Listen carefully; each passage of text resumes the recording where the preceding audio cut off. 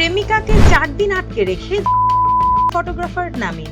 অতঃপর ঢাকার আদাবরে প্রেমিকাকে বিয়ের প্রলোভনে 4 দিন আটকে রেখে অভিযোগে প্রেমিক ফটোগ্রাফার নামিন আশরাফ মনি সহ 3 জনের বিরুদ্ধে মামলা করা হয়েছে।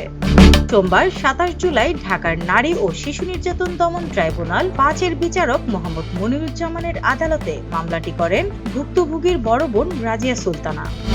বাদীর জবানবন্দি গ্রহণ শেষে সংশ্লিষ্ট আদালতের বিচারক মোহাম্মদ মনিরুজ্জামান মামলার অভিযোগের বিষয়ে গোয়েন্দা পুলিশকে তদন্ত করে 10 সেপ্টেম্বরের মধ্যে প্রতিবেদন দাখিলের নির্দেশ দেন।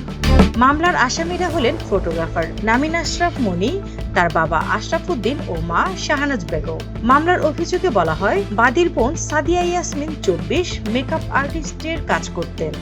অপরদিকে মূল আসামি নামিন আশরাফ 37 ফটোগ্রাফির কাজ করতেন।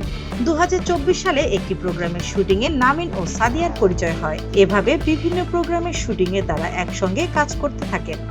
এক পর্যায়ে তাদের মধ্যে ঘনিষ্ঠ প্রেমের সম্পর্ক হয়। এতে আরো বলা হয়, প্রেমের সম্পর্ক থাকা অবস্থায় তারা বিয়ের জন্য কথাবার্তা বলেন। উভয়ের পরিবার বিষয়টি জানতো। এরই ধারাবাহিকতায় গত 6 জুন সাদিয়ার বড় বোন, বড় ভাই ও পরিবারের সদস্যরা বিয়ের প্রস্তাব নিয়ে আসামিদের গ্যান্ডারিয়ার ঢালকানগর গলির বাসায় যান। ওই বাসায় নামিন আশরাফের মা বাবা বিয়ের প্রস্তাব নাকচ করে দেন। তাদের ছেলের সঙ্গে সাদিয়াকে বিয়ে দেওয়ার চেষ্টা করলে হিতে বিপরীত হবে বলে হুমকি দেন।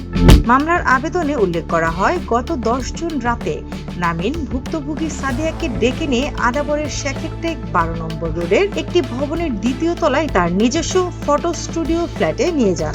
কিন্তু নামিন ভুক্তভোগীকে বান্ধবীর বাসায় আছেন বলে পরিবারকে জানাতে বাধ্য করেন। এতে আরো উল্লেখ করা হয়, আসামি নামিন 10 জুন থেকে 14 জুন পর্যন্ত আদাবরে ভুক্তভোগীকে আটকে রেখে অনবরত এবং 14 জুন পরে আসামি নামিন নিজেকে বাঁচাতে ঘটনাটিকে বলে প্রচারণা চালান। এই ঘটনায় পুলিশের সুরতাল প্রতিবেদনে ভুক্তভোগীর শরীরের বিভিন্ন স্থানে ও আলামত পেয়েছে বলেও জানান বাদী। এসব অভিযোগের ভিত্তিতেই আদালত মামলাটি আমলে নিয়ে তদন্তের নির্দেশ দিয়েছেন। স্নিগ্ধা আখি, দৈনিক নতুন সময়, ঢাকা।